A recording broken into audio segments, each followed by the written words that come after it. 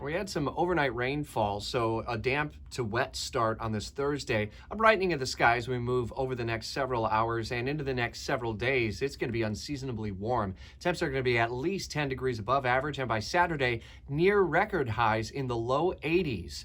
Days before Christmas. However, if you are wanting cooler air, or at least more typical December weather for the start of winter, it looks like early next week will offer that. By Wednesday of next week, we're into the low 60s. If the pattern stays relatively dry, just ahead in the 5-day forecast every 15 minutes on Jacksonville's Morning News, and you can always listen to Mike Burrish's daily weather podcast on demand in the WOKV app. Use the app throughout the day to record an open mic on the Urban Meyer firing, what you want to see happen next.